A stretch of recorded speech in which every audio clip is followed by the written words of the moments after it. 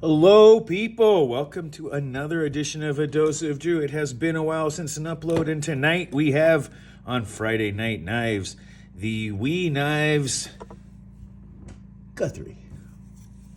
It's quite the little, I say little, but it's not. It's quite the knife, actually. There's lots of details and bits to get into here. So let's get into it. First, of course, we have the damn nice categories, but first we have our comparisons. What do we have first? Well, we have our empirical measurements. First things first, this is fairly large. We are talking about a 9-inch approximately, or 230 millimeter overall length. To some people that's large, to some people it's not. You be the judge. The other thing is, it is fairly, for the size, for how big it is actually not too bad. 4.5 ounces.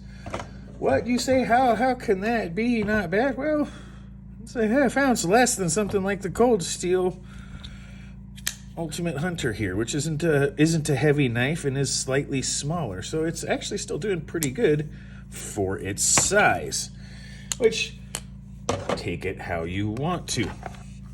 There's a couple of other things we can do here. This is not first, this is coming later. So why did I say that? Who knows? Who cares? Right now we're going to 0, and I'm going to go behind, and I'm doing a behind the edge measurement simply because it's actually, did I come off? Yeah. That also went from 17 to 13. It might be 13, but ooh, it's probably closer to 17. 17.5 thousandths behind the inch. Close enough of a measurement to give you a relative idea. It's about 17 thousandths behind the edge. I also did a quick little laser guide. It's about 22 degrees on that secondary bevel too. And look at that grind. You can maybe just barely see the sanding down the length of the blade. We'll get into that in a second, but let's have our Spider Coast sandwich. First up, the Paramilitary 2. As you can see, this thing's just bigger. Like, it has similar hand space, but it still has more. Like, even if you put it up where the choil is, you have to, like, get it to this finger groove, and it still has a little bit more hand space, and of course, a lot more cutting edge. And the Para 3, this, of course, the lightweight in this case, significantly larger. You're going to see a theme. In fact, just to change it up and give a slightly different, we're going to do one other here, and that is the Rat 1 in D2. Larger than that, and of course significantly larger than the Rat 2. It has similar hand space, if not more, to the Rat Model 1, which is actually kind of incredible when you think about it. The Rat 1 is quite significantly large, even for medium or big hands, and yeah, that's pretty incredible. So there's the extra large part, and of course, go back to our standards. It's just a blur. What can you say? It's that much bigger, and not just any leak, but a random leak. And yeah, just massive amounts of space and good blade to handle length, despite being so large. It's not exactly perfect. We'll get into that more in a moment. And of course, we have our old standbys. We have the Benchmade Bug Out. Not surprisingly, it's significantly larger. And the other, the Civivi Elementum. It's a big knife, guys. This is full-size pocket knife all the way. It is not something. And of course, this is it compared to my We Gnar. What can I say? Sometimes they're just bigger. I still think my We Gnar is better shaped. It has that drop point, little bit place to go on, and of course, that extra little bit at the tip, but just the tip. Alrighty, so now let's get into this. The damn nice design, aesthetics, mechanics, noteworthy points, intended purpose, cost to value ratio, expectations, and of course, requests if there's a way to make it damn nicer. So let's take a look at the design. First, it has this is a bit of a unique design. You can see it's kind of got a dogleg style, but then it's got this thumb drop. And there's a couple of color combinations. I chose the bronze because it looked like it went well. The bronze and the carbon fiber, just plain old weave, basket weave, carbon fiber, which is nice. But let's talk about this. That inlay that's got these interesting little swirls that go around the finger. This is some of the best work I've seen from WE. You'll see me talk about, like, there's just enough, and it is only on one spot on this carbon fiber, and it can be hard. It's right there. Can't even get there. Oh, I can almost get my fingernail to stick. You can hear just the tiniest little bit. That's it. That's how nitpicky I have to be on the attention to detail on here.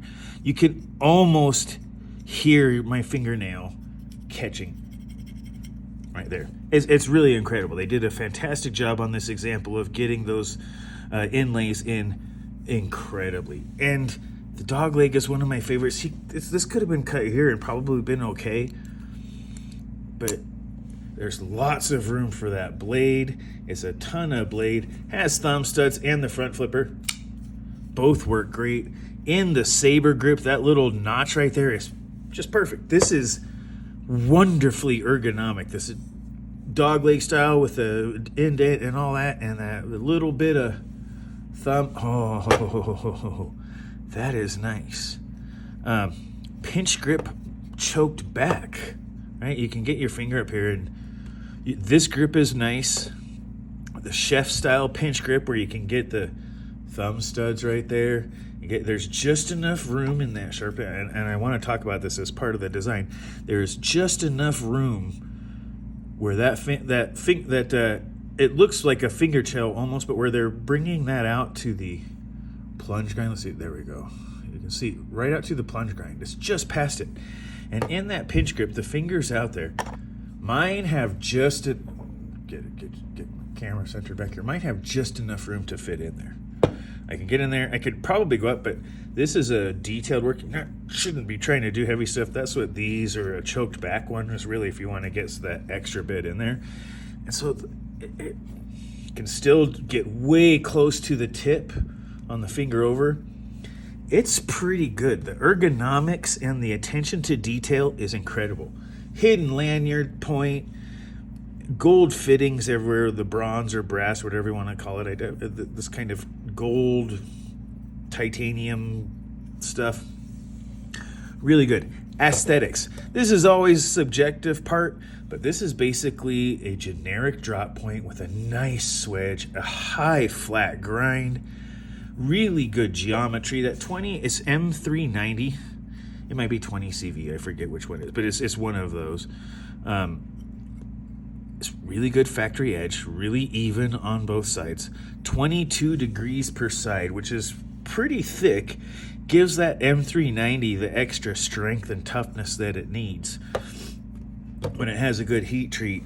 And it's just, oh my God. The sanding that goes along, the grain like that goes along the length for the grain, the attention to detail, the uniqueness of it. You know it's a knife, you know there's something different about it, but it doesn't always get in there. The lines match. Oh, the detail and design, artistry, aesthetics. To me, this is one of the better looking knives out right now, just as far as an aesthetics. There might be things you do or don't like. I could go with one that's like here. I could go with a mini one of these, a mini Guthrie as well, or just medium size. Maybe closer to the 8-inch. You could probably even get a very, very similar blade length in if designed and done right.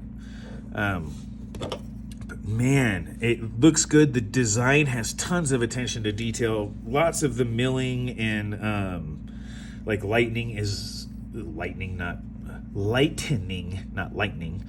The lightening of it is, you can see right on the handle. There's all of these cutouts right here that give it that go all the way through, of course. but that's also the milling out. It's relatively thin, but it puts a ton of mass right near the pivot, which gives it a balance point right where your finger goes, right? Fantastic. Drop shut action. Goes right to your thumb. You get a little notch in your thumb from it, but you know, hey, what it is. Thumb studs. This nested frame lock that means you can kind of grab the knife and still utilize it, which is my favorite kind of frame lock. Thumb studs work great, and of course the front flipper, as you saw before. And now, smooth, smooth, smooth. And let's talk about how smooth of an action that is. Very drop shutty, but controllable with just the tiniest shake. And yeah, there's just so much about the tuning is really well done on this one. We has done a great job executing, and the design is well done. And the mechanics of the knife, from the ergonomics to how it cuts, this standard drop point with a heavy swedge is just going to do work, okay? This is going to do work and do it well, and it looks fantastic. Deep carry clip, but not super. There's just enough to, once again, get a finger on it, not, you know, near your pocket. Grab the pocket clip, slide your thumb behind it, and it'll come out of your pocket. Not super deep carry, but not so much, not, you know, a quarter of the knife handle sticking out like some others might. It's not as bad when you look at it in a certain light. That is about even, but that we'll just not talk about that. It's not too bad. There's a little bit up, but it's just enough to grab a hold onto, and it doesn't look like you got some half-eaten candy bar sticking out of your pocket. So design, aesthetics, mechanics, fantastic. Noteworthy points. This is based upon a custom knife, and I forget the first name. Of course, the last name is Guthrie, of the designer and the knife maker. And the custom, I've not handled one of the customs, but man, this is a nice design. Noteworthy points, it's a big knife. It comes in some really good bits. It's also kind of fancy.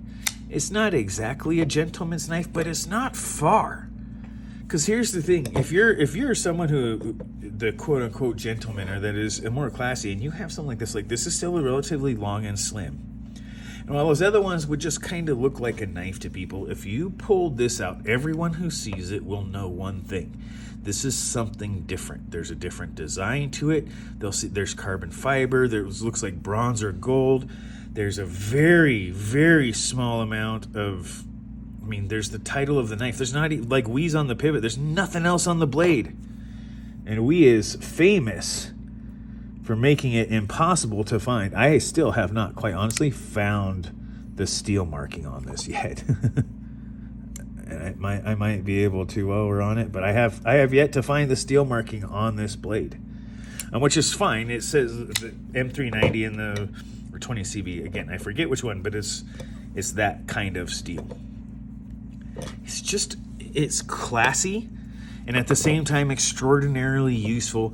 It could be tactical, right? I guess, like, it's definitely got a bend that you could use it that way, but it's just as good as an all-around user where you can really get up and manipulate this. And it's with so much of its mass near the pivot and its balance point being right near that finger cutout, it just, when you have like a saber grip or choked back right here, it's lively. That's where you have the most control with the least amount of, you know, leveraged effort, where the leverage of the blade or knife itself doesn't add to your very much to your control or to your felt effort, which is fantastic.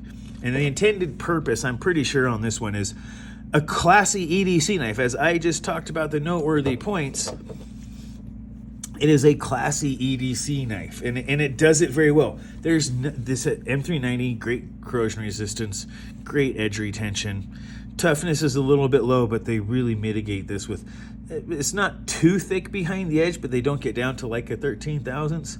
And that 22 degrees, it may even be 22 and a half. It's hard to tell because it looks like it was done with a wheel, so the curve kind of goes through. So it might be 22 and a half. But that's a pretty decent, decently steep secondary bevel that will give a lot of, maintain a lot of thickness behind the edge, a lot of that 17 thousandths behind the edge, as well as still give you really, really good cutting performance. And it is sharp out of the box. It is absolutely, here, we'll get the light finger. All right. That's thick paper, so it tends to cut a little bit more smoothly. But man, oh man, is that, it's sharp, it goes out of the box. Yeah, cost to value ratio, this is a hard one. The cost is, it's not cheap. This is a couple $100. Carbon fiber, titanium, this is ridiculous to grind. M390, polished, all of the attention to detail. This long belt, maintaining that grain and all that stuff. There's a lot of work that goes into that. And that costs money. The more time people have to put onto it, the more it's going to cost. There's always basically a minimum amount of time that this will work. Or that the minimum amount of time to do the work necessary. So yeah, it's not cheap. It's around, I want to say it was around $250. It wasn't super expensive. It's not up near the mid customs or some of that where you really get a lot of attention to detail, but you pay for the maker's time. But it's still a pretty good price for what you get. Titanium, carbon fiber, M390, this level of attention to detail. WE does a very good job. They're right up there with the best of them, and they have they usually do heat treats quite well as well. Whether they do it in-house or contract it out, I don't know, but whichever way it is, maybe it's both, they usually do a pretty good job from what I've seen for those that test it. So it's okay. We'll keep it. It's mid tier on cost to value, but it is definitely it's no bargain. But you're not overpaying for this much either. You're paying a good market value that has a lot of stuff going for it, and still gives you a pretty decent price for everything that you get. And honestly, even though I saw the specs, I didn't expect it to be this big. For some reason, I thought it would be just, more, maybe closer to something like the Para 2, or maybe like the Hogue K320, something like that. But it's a fairly robust and full-size knife. My goodness, I think this thing's even bigger. Yeah, the Kizer Harpoon. It's bigger than some fixed blades I have. But what I was expecting was good execution. I wasn't sure what to expect about the design. It looked good, but I wanted to see it. The contouring on the handles, I don't think I mentioned before, but it's even contoured on the titanium, so it's nice and rounded, which gives it a wonderful feel and thing. I wasn't sure if it was hard to tell in the pictures, and it didn't say so. I was actually not trying to get too excited, so I was expecting it to be flat. I'm very pleased, nice pleasant surprise that it wasn't. So many things that cover from the angles, the angles, the curves that fit, it's just so much stuff so well. It exceeded my expectations both in size and, quite honestly, the fit and finish. I'm used to finding at least one thing on pretty much every WE knife. There's been two, this might be the third notable exceptions where there's just wasn't anything to find. One of the very first was the the Deacon, which was one of my very first WE knives, and the one I got was a nearly immaculate from action to everything. One of my very first videos, one of my very first WE knives, and I got spoiled. There's been at least one other, and then there's this one where I have to find a way to nudge my fingernail into one little spot and it just clicks. I can't even get a piece of my fingernail in. It's just enough of a gap that I can hear it and feel it when I run my finger over it fast. It's in one spot. I wasn't expecting it to, I was expecting, one or two things that I could nitpick. That's the most nitpicky I can get with this particular example. Very, very well done. It fits very good. And man, it's really, it exceeded my expectations, and I had high expectations. We usually does a good job. I expected it, and it was a little bit better than the good job I have seen we do in the past for the most part, and is really an extraordinary example. And I kind of mentioned before, I don't know if there's anything I could say. Like, yeah, you might want a different steel. There's a couple, you might want a different color. You could go, there's an argument to be made for a deeper carry clip. None of it's something that I think would be necessary to change on this model. But as far as something that might fit a little bit better, you heard me mention it before, and that would be a slightly smaller model. Maybe even, something more along the size of the Hogue. Something just maybe a little bit like that, or along like the PM2 size, something just, mid-size to smaller. Just because this is fantastic, and having one that's around 4 ounces or a little bit less, and just I could do that and still live with the knife. I could take that much off of it and an inch off the knife and still have a outstandingly good knife. So that would be about the only request. And it's not to change this one. It's just give us another one that's a little bit smaller, fits in the pocket better, maybe fits in the hand and has a little bit more of a choil action right here if you're going to go smaller, so that you can do the pinch grip just a little bit better when you reach up. That's it. Like a little bit, maybe more if this was a little bit rounded, but the lines are so nice. This curve, that curve. The lines are so nice. How this curve sets the dog leg. It's hard to really complain. And with that, I'm going to bring in the numbers. I'm going to give this a 94. And only because it's not very cheap. It still has a decent value to it. It's not cheap. It's not inexpensive. But it's not super expensive either. And just about everything else, design, I think it's unique while still being very classy and classic. The aesthetics that go with it, the ergonomics are great in the design. The aesthetics of what it looks like is just fantastic. You might like other things better. There's an argument for lots of knives that look cool. I mean, don't get me wrong, this looks cool. But it just has that little bit of extra that gives it some angles and all that stuff. It's almost like a far more refined and classy shape than like the Kershaw launched one. It has a very similar vibe, but it's larger, a little bit more elegant, and really just kind of all around feels more refined.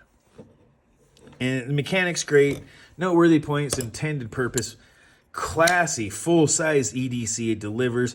Cost to value is the only part that's not just super outstanding, but it's still quite good.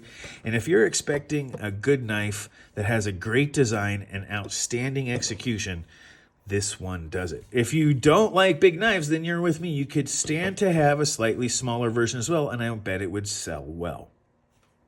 All right. So that's where I'm going to end it, you guys. This is better than I expected. I wasn't sure if I was going to like this knife as much as I do, but I do. And I'm not a large size knife fan. I don't usually need to carry a knife that large to do the things I need to do.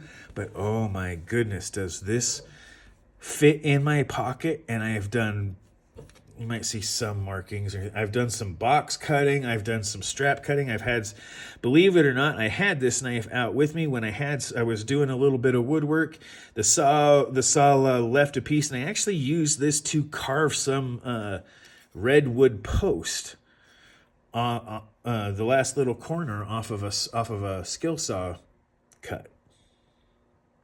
You might be able to see some of the markings there, but there's a little bit of markings, but you can't even tell that I use this outdoors and how much I've actually used it. And I haven't cleaned up the blade. It's just worn well.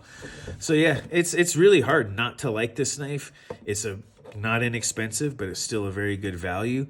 And it does look really good. I like the bras. I don't have very many. This will go with khakis. They have other colors, but I thought this one looked the most classy and really fit into my collection well. And the black and gold, or bronze, or whatever you want to call that color, just really looks good. And that's how it goes, you guys. This is a fantastic one. The WE Knives Guthrie. Very, very good knife. Full size pocket knife. Very well done and executed by WE.